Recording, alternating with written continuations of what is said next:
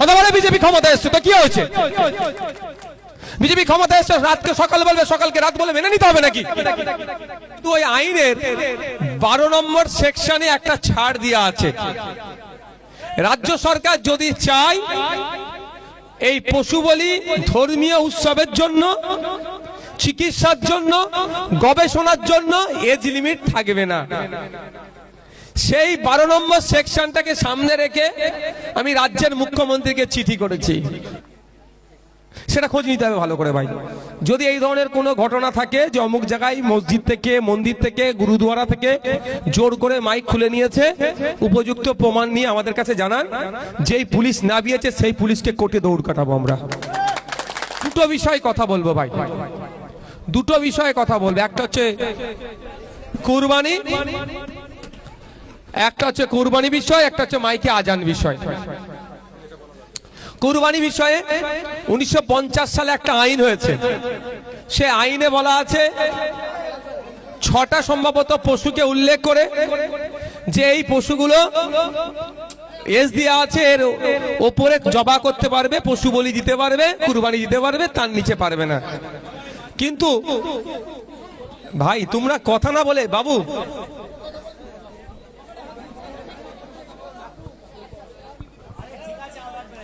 যেহেতু আইন আছে, আইনের মান্যতা দিতে হবে, আইনের বাইরে যেতে পারবেন না। কিন্তু ওই আইনের 12 নম্বর সেকশনে একটা ছাড় দেওয়া আছে। রাজ্য সরকার যদি চায় এই পশু বলি ধর্মীয় উৎসবের জন্য, চিকিৎসার জন্য, গবেষণার জন্য এজ লিমিট থাকবে না। সেই 12 নম্বর সেকশনটাকে সামনে রেখে আমি রাজ্যের মুখ্যমন্ত্রীকে চিঠি করেছি দুটো কারণের জন্য।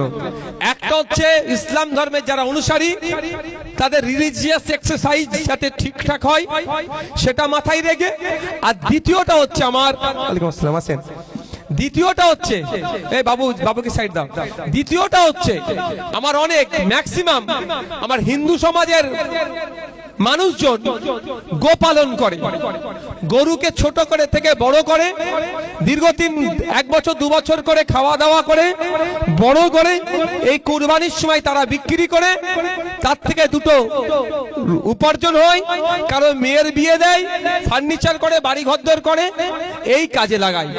কিন্তু এইবারে রাজ্য সরকার যে কঠোরতম অবস্থান নিচ্ছে, ফলে আর্থিকভাবে ক্ষতিগ্রস্ত হচ্ছে আমার হিন্দু সমাজের ভাইয়েরা।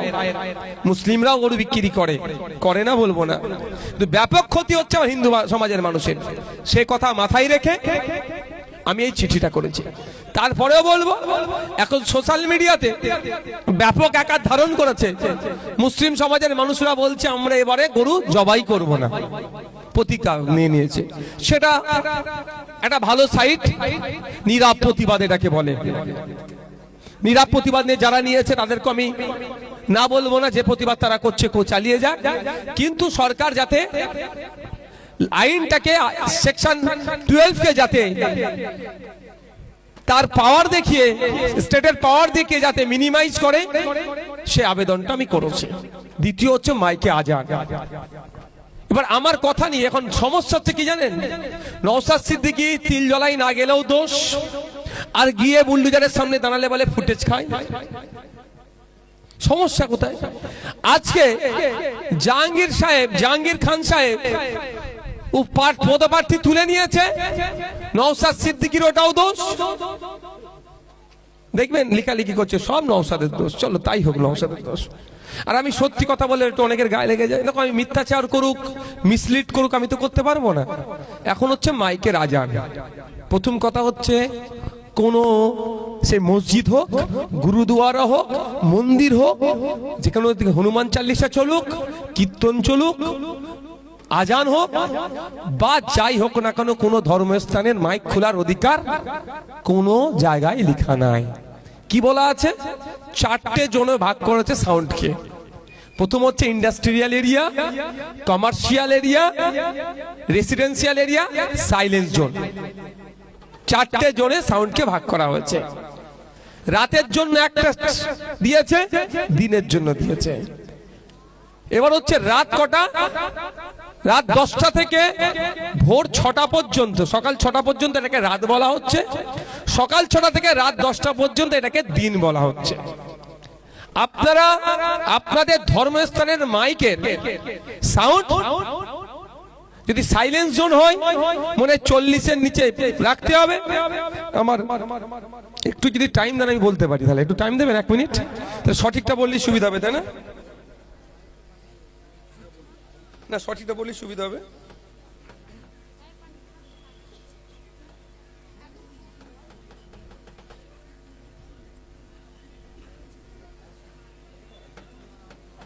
আমার গাড়িতে প্রিন্ট করা আছে,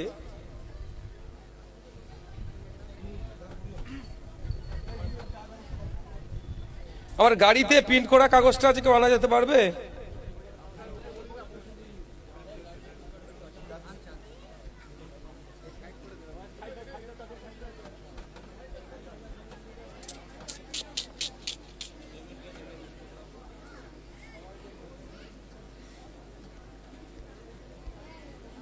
পেয়ে গেছি। একটু জেনে রাখুন, অযথা হুটাপাটি করার দরকার নেই।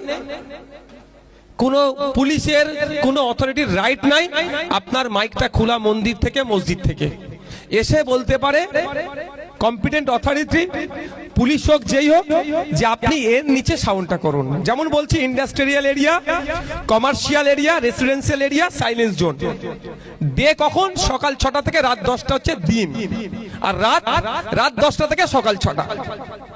ইন্ডাস্ট্রিয়াল এরিয়া দিয়ে দিনের বেলা হচ্ছে 75 ডেসিমেল, আর নাইট এরিয়াতে 70 ডেসিমেল। কমার্শিয়াল এরিয়াতে 65 ডেসিমেল, আর দিনের জন্য এটা, রাতের জন্য 55 ডেসিমেল। রেসিডেন্সিয়াল এরিয়াতে 55 আর রাতের জন্য 45। সাইলেন্স জোন যেটা আছে 50 দিনের বেলায়, রাত্রের বেলা 40। এর মধ্যে আপনি রেখে মাইকে আজান দিতে পারেন, মন্দিরের কীর্তন বাজাতে পারেন, হরিনাম বাজাতে পারেন, গুরুদুয়ারা ধর্মীয় করতে পারেন। কারো অধিকার নাই আপনাকে এসে ডিস্টার্ব করার। মাথায় থাকবে। এবার হচ্ছে কি জানেন, সে ওই পাড়ায় এই হয়েছে, সেই পাড়ায় ওই হয়েছে। আপনার পাড়ারটা কি হয়েছে আপনি আগে দেখেন তো। ঘটনাটা এটা হচ্ছে না অমুক জায়গায় নামিয়ে দিয়েছে, সেটা খোঁজ নিতে হবে ভালো করে ভাই। যদি এই ধরনের কোনো ঘটনা থাকে যে অমুক জায়গায় মসজিদ থেকে, মন্দির থেকে, গুরুদুয়ারা থেকে জোর করে মাইক খুলে নিয়েছে, উপযুক্ত প্রমাণ নিয়ে আমাদের কাছে জানান। যেই পুলিশ নামিয়েছে সেই পুলিশকে কোর্টে দৌড় কাটাবো আমরা। বুঝতে পেরেছেন কি বলছি? ফালতু কেউ যদি কিছু বলে এতে আপনারা আতঙ্কিত হবেন না। দেশ রাজ্য কারো কথাই চলবে না। সংবিধান, আইন, আদালত তাকে মান্যতা দিয়ে চলবে, একটু মাথায় রাখবেন। কথা বলে বিজেপি ক্ষমতা এসছে তো কি হয়েছে? বিজেপি ক্ষমতা এসছে, রাতকে সকাল বলবে, সকালকে রাত বলে মেনে নিতে হবে নাকি? সংবিধান বহির্ভূত কথা বলবে, তা মেনে নিতে হবে নাকি? বিজেপি তো কি হয়েছে? হ্যাঁ, যেটা সংবিধানের গণ্ডির মধ্যে থেকে বলবে মানতে সেটা বাধ্য।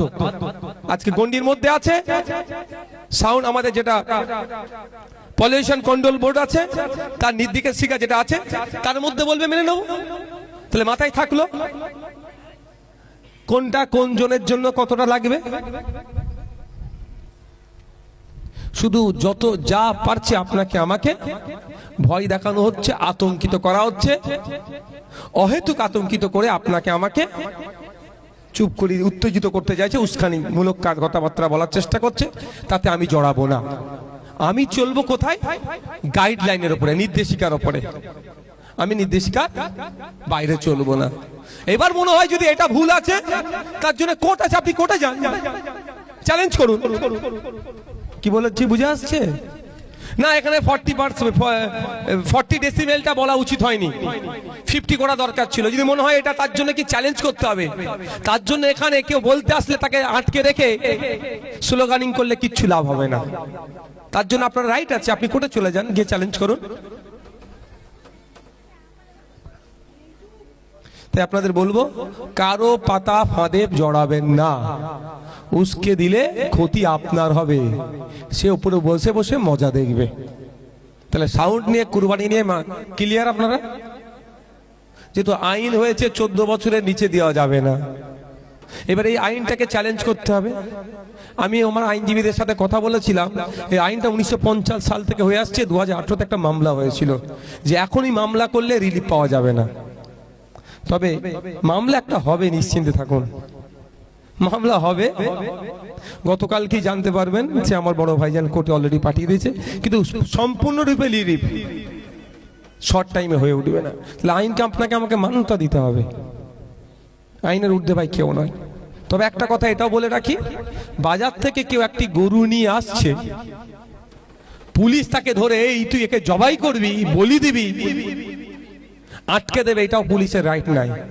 ভালো করে বোঝেন, আপনি বাজার থেকে একটা গরু কিনে নিয়ে আসছেন বা একটা মোষ কিনে নিয়ে আসছেন, যেটা 6টা এর কথা বলেছে, প্রাণীর কথা কিনে নিয়ে আসছেন, আপনি তো গাড়িতে নিয়ে এসে তার দুধটা দুয়ে খেতে পারেন তো, বা বিক্রি করতে পারেন তো দুধটা, বা ওই মোষটাকে, ষাঁড়টাকে বা গরুটাকে তো চাষের কাজে লাগাতে পারেন।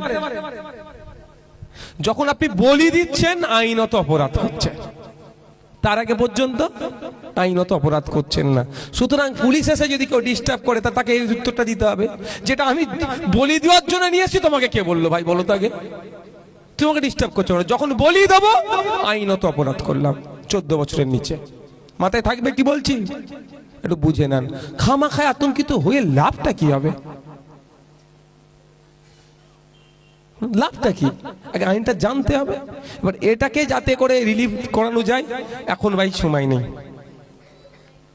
সময় কার হাতে আছে? সরকারের হাতে আছে। সেকশন 12 সেইটাকে সরকারকে বলেছি আপনি রিলিফ করে দেন। কিন্তু যারা 80টা নিয়ে বসে আছে তাদের একটা শব্দ খরচ নেই। সেই মোস্তাফিজুর রানা দমকল থেকে মুখ্যমন্ত্রীকে চিঠি করছে, ভাঙড় থেকে নওশাদ সিদ্দিকীকে চিঠি করতে হচ্ছে। আজকে 80টা যদি থাকতো, 80টা মিলে যদি আজকে মুখ্যমন্ত্রীর দ্বারস্থ হতো, অপোজিশন যখন আওয়াজ তুলছে বেকে, স্বাভাবিকভাবে সরকারকে একটু মান্যতা দিতে হতো কি হতো না? এখনো যারা ভাবছেন তৃণমূলকে দিয়ে বিজেপিকে আটকাতে হবে, ওই জাহাঙ্গীরের মতো অবস্থা হবে, তীরে এসে তরি ডুবিয়ে দেবে। এবার এটা বলতে পারেন জাহাঙ্গীর সাহেব ভয়ে করেছে, হতে পারে ভয়ে। জাহাঙ্গীর সাহেব বিজেপির সাথে যোগ সাজগে করেছে, হতে পারে। আর একটা আছে, তৃণমূল কংগ্রেস জাহাঙ্গীর সাহেবকে বলেছে তুমি এই কাজটা করো, কারণ যেন তৃণমূল কংগ্রেস এখন এই সদ্য সরকার থেকে বিরোধীতে এসেছে, ওরা এখন গ্রাফ নিচের দিকে, তৃণমূল ছেড়ে লোক পালাচ্ছে। এই নির্বাচনে তো ব্যাপকভাবে পরাজয় হবে ফলতাতে।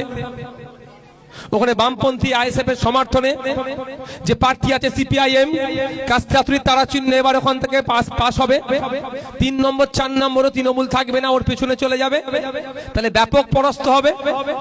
এইটার ভয়ে মধ্যখান থেকে তো এটাও করতে পারে যে ভাই তুই এটা নিজে থেকে এটা তুই করে দে, আর আমরা বলবো ও নিজে থেকে করেছে, আমরা কিছু জানিনি। মানে বিপর্যয় হলেও ওরা তৃণমূল গায়ে লাগাবে না, এটাও তো হতে পারে। একাধিক কারণ আছে। এই কারণের কথা বলেছি বলেও আবার কিছু ভাইদের কাছে নাকি আমি জ্বালা যাব কোথায়, তা কে কি বলছে সেই নিয়ে আমি ভেঙে পড়ি না। মন জানে পাপ আর মা জানে বাপ। আমি কতটুকু সমাজের জন্য, হিন্দু মুসলমান খ্রিস্টান জৈন আদিবাসী নির্বিশেষে মানুষের জন্য কাজ করছি আমি জানি, আর যতটুকু আপনারা জানতে পাচ্ছেন মিডিয়ার মাধ্যমে অতটুকু। আর অন্যদের দেওয়া সার্টিফিকেট নিয়ে আমি ভেঙে পড়ি না। তাই এখন আপনারা আসবেন, আপনাদের অভাব অভিযোগগুলো আমি শুনবো। প্রথমে মহিলারা আসবেন, তারপরে পুরুষরা আসবেন। বাস্তবে আমাদের রূপ দিতে হবে। আমি ধন্যবাদ জানাবো কোচপুকুরের মানুষদেরকে, বামনঘাটার মানুষকে, ভাঙড়ের মানুষদের। স্রোতের বিপক্ষে গিয়ে আপনারা আমাকে ভোট দিয়েছিলেন। এবার নির্বাচনে আমি গতবারের তুলনায় 20,000 বেশি ভোট পেয়েছি। আপনারা প্রমাণ করেছেন রাজ্যের মানুষের কাছে যে আপনারা ভাঙড় থেকে কোনো গুন্ডা মস্তান সমাজ বিরোধীকে জিতিয়ে বিধানসভায় পাঠাননি, তাকে পরাজিত করে ক্যানিং এ পাঠিয়ে দিয়েছেন। আজকে সে পরাজিত হয়েছে বলে ভাঙড়ের মানুষকে সেই বেঈমানের নজরে দেখছে। তো আগামী দিনে যদি সুযোগ পাই, আবার ভাঙড়ের মানুষ কতটা ইমানদার লোকের পাশে থাকে ওকে আবার আমরা বুঝিয়ে দেব। চোরকে ভোট দিতে হবে, তোলাবাজকে ভোট দিতে হবে, তাহলে ইমানদার। আর তোলাবাজের বিরুদ্ধে কথা বললে, চোরের চাকরি চোরের বিরুদ্ধে কথা বললে, রেশন চোরের বিরুদ্ধে কথা বললে, সমাজ সংস্কারের পক্ষে কথা বললে, এবার যারা এরোর জায়গা জোর করে দখল করে প্রমোটিং করছে তার বিরুদ্ধে কথা বললে নাকি বেঈমান হয়ে যায়। তো ভাঙড়ের মানুষ প্রমাণ করে দিয়েছে ইমানদারের পক্ষে তারা থাকবে, বরঞ্চ বেঈমান যারা সমাজ বিরোধী তাদের বিপক্ষে থাকবে। সাথে সাথে আপনাদেরকে আমি গুটি কয়েক কথা বলবো। আমাকে ভাঙড়ের মানুষ 1,26,555টি ভোট দিয়েছে। বিজেপি ভোট পেয়েছে ভাঙড় থেকে 30,000, তৃণমূল কংগ্রেস ভোট পেয়েছে 94,000, বাকি নির্দল নোটা মিলিয়ে সব ভোট পড়েছে। আমি জোর গলায় কোচপুকুর থেকে বলে যাই, আমার নজরে কেউ বিজেপি নয়, কেউ তৃণমূল নয়, কেউ আইএসএফ নয়, কেউ বামপন্থী নয়। আমি বিধায়কের নজরে আমার সামনে সবাই ভোটার, পরিষেবা আমার সামনে সকলে সমান পাবে। নির্বিঘ্নে নির্দ্বিধায় আমার কাছে আসবেন, আমার সাথে যোগাযোগ রাখবেন। আমার এন্ড থেকে যে পরিষেবা দেওয়া দরকার, কে বিজেপি করেছিল, কে আইএসএফ এর বিরোধিতা করেছিল, কে আমাদের জোটে ছিল না, ওটা আমি দেখতে যাব না। স্টেজে উঠে আমার বিরুদ্ধে রাজনৈতিক ভাবে 4টে কথা বলেছে বলে পরিষেবা পাবে না, এই হীনমন্যতায় কেউ ভুগবেন না। আমি টেন্টিয়ার ভাঙড়ের মানুষের বিধায়ক, ভাঙড়ের প্রত্যেকটা মানুষকে পরিষেবা দিয়ে আমার কর্তব্য দায়িত্বের মধ্যে পড়ে। সুতরাং আমি আমার কর্তব্য দায়িত্ব যথাযথভাবে পালন করব, এটা আপনারা নিশ্চিন্তে থাকবেন। আজকে আমি উপস্থিত হয়েছি এখানে। আপনারা এখানে আমার কাছে আসতে পারেন জনসংযোগে। কারো কোনো অভাব অভিযোগ থাকলে আমাকে জানাতে পারেন, কারো সাজেশন থাকলেও জানাতে পারেন যে ভাঙড়কে উন্নততর করতে গেলে, কোচপুকুরকে এগিয়ে নিয়ে যেতে গেলে, এগিয়ে নিয়ে যেতে গেলে এই কাজগুলো করা দরকার, বা এই দপ্তরে এটা বললে এই লাভ হতে পারে। এই ধরনের যদি কারো কাছে সুপরামর্শ থাকে সেটা আমি সাদরে গ্রহণ করব, আপনারা এসে আমাকে জানাতে পারেন। তবে একটা কথা, আমি রাজনীতির প্রতিহিংসার রাজনীতি করতে পছন্দ করি না, করবও না। যদি প্রতিহিংসার রাজনীতি করতাম তাহলে ভাঙড়ে এখন রক্তের গঙ্গা বইতো। বিগত 15 বছর ধরে যেভাবে ভাঙড়ের মানুষকে অবরুদ্ধ করে রেখেছিল, কিন্তু সেটা আমি করতে দিইনি। বামপন্থী আইএসএফ এর নেতৃত্বদের সহযোগিতা নিয়ে সেটা কিছুই হয়নি। কিন্তু এটা মাথায় রাখবেন, তাহলে কি নওশাদ ভাইজান সব ছেড়ে দিল? মোটেও আমি ছেড়ে দেইনি। কোচপুকুরের মানুষদের বলবো, মামনঘাটার মানুষদের বলবো, লিস্ট তৈরি করুন। যারা যারা তোলাবাজি করেছে আপনাদের আবাস যোজনার ঘরের নামে, বিভিন্ন সরকারি প্রকল্প পাইয়ে দিবার নামে 10,000, 15,000, 20,000 করে টাকা নিয়েছে, সেই নামের লিস্ট তৈরি করুন। যে সমস্ত নেতারা নিয়েছে তাদের কাজ থেকে আমরা ওই টাকাগুলোকে উদ্ধার করব। আর একটা কথা, আজকে কোচপুকুরের মানুষ, ভাঙড়ের মানুষ স্বস্তির নিঃশ্বাস কেন নিতে পারছে? যেখানে তোলাবাজ মুক্ত হয়েছে, গুন্ডা মুক্ত হয়েছে, সমাজ বিরোধী মুক্ত হয়েছে। আমরা কি নতুন করে আবার তোলাবাজের জন্ম দেব? নতুন করে কেউ মস্তানি করুক তার জন্ম আমরা দেব? একদম এটাও খেয়াল রাখতে হবে।